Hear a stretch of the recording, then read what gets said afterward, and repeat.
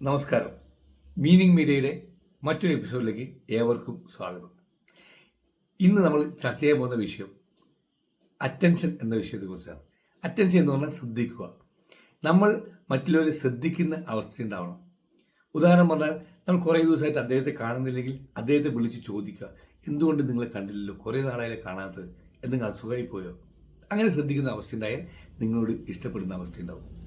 നമ്മൾ മറ്റുള്ളവർ ഇപ്പം നല്ല രീതിയിൽ ഒരാൾ ഡ്രസ്സ് ചെയ്ത് വന്നിട്ടുണ്ടെങ്കിൽ അവരോട് പറയാം, കഴിഞ്ഞ ആഴ്ച നിങ്ങൾ ഇട്ട ഡ്രസ്സ് വളരെ നന്നായിട്ടുണ്ടായിരുന്നു.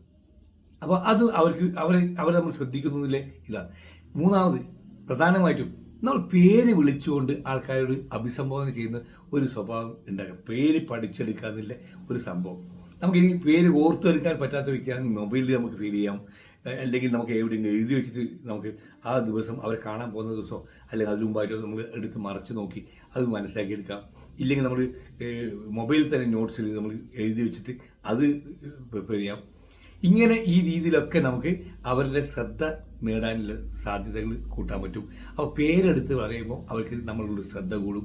ശ്രദ്ധ കൂടിയ സ്നേഹം കൂടും, ഇഷ്ടം കൂടിയ നമ്മളുടെ ആ ബന്ധത്തിനനുസരിച്ച് നമുക്ക് എന്ത് രീതിയിലും സെയിൽസ് ക്ലോസ് ചെയ്യാൻ പറ്റും. അപ്പോൾ ഈ രീതിയിൽ നിങ്ങളെല്ലാവരും ശ്രദ്ധിക്കുന്നതിനായി ഇന്ന് മാർഗത്തെ എല്ലാവർക്കും ഒരു ശുഭദിനം നേരുന്നു.